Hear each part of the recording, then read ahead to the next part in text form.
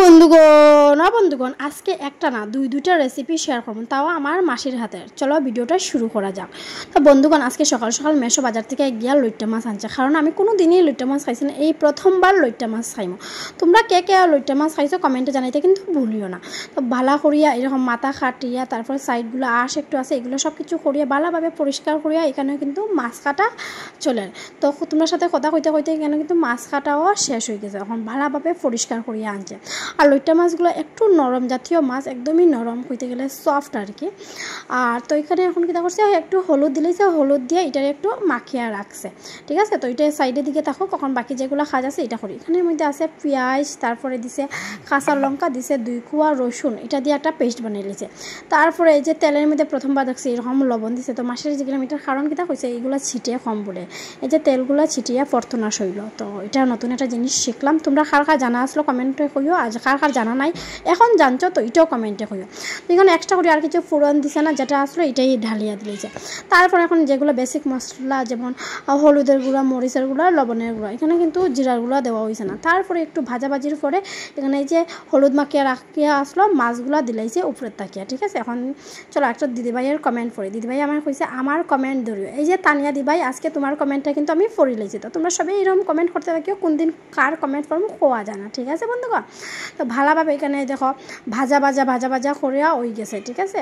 তো এটা একটা রেসিপি। তো এখন দেখো একদম শুকনা হয়ে গেছে, এটা একদম শুকনা খাইতেই স্বাদ গরম ভাতের সাথে। তারপর উপর থেকে দিলাইছি আমরা ধনিয়া পাতা অপশনাল, যদি থাকে গরো দিবা, যদি না থাকে না দিলেও কিন্তু সেমই স্বাদ হইব, এরকম কিছু না স্বাদ হইতো না, ঠিক আছে। তো এই দেখো আমরা প্রথম রেসিপি রেডি, এটা হইল লইট্টা মাছের কী কইতে ভর্তা চাটনি, যেটাই হোক। তারপর হইল গিয়ে আর একটা রেসিপি, এখানে গরম জলের মধ্যে লইট্টা মাছ ভিজাইয়ে রাখছে, গরম জল আলগা করছে করিয়া এই বাটির মধ্যে দিছে, একদম নরম মাছ তো একদম দেখো গলি গেছে। তো এখানে যেগুলো মিডিলে খাটাগুলো আছে, তো খাটাগুলো আলাদা করে আর মাছটারে আলাদা করে। তো এটা একটু সময় লাগে কিন্তু খাইতে বাম্পার টেস্ট। তখন এটা তোমরা বড়া বা পকোড়া যেটাই হোক এটা বানানো হইব। তো এখানে একটু করিয়া সবগুলো ছুটানি হয়ে গেছে।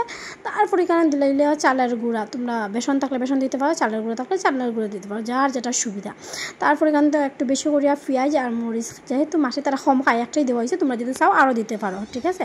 তারপরে দিলাইছে পরিমাণ মতো লবণ, তারপরে দিলাইছে একটু জিরার গুঁড়া, তারপরে একটু শুকনো লঙ্কার গুঁড়া, তারপরে দিলাইছে একটু হলুদের গুঁড়া। তখন তিনটা যেটা দেওয়া হয়েছে ভালোভাবে এইটারে মিক্সড করা হইব, ঠিক আছে। তো এটা গরম গরম পকোড়া বা চার সাথেও খাইতে পারো, তোমরা যেটা ভালো লাগে এটা দিয়েই খাইতে পারো, কিন্তু আজকে আমরা ভাতের সঙ্গে খাইমো। তো এরকম ছোটো করিয়া এখন চলো বড় আকারে আমরা ভাজি নিই। তোমরা এটাও কইমো, আবার যেরকম ইচ্ছা শেপ দিতে পারো, এরকম কোনো কিছু না। বন্ধুগণ বিশ্বাস করো একবার এরকম খাইয়া দেখিও, যে লইট্টা মাছ খাইছো না বা ঘৃণা লাগে, তোমরা একবার এরকমভাবে ট্রাই করিয়া দেখতে পারো। তো এখন আমরা বড়াও রেডি হয়ে গেছে। তো চলো এখন ভাত খাইলে আর তো মনে মানেন না।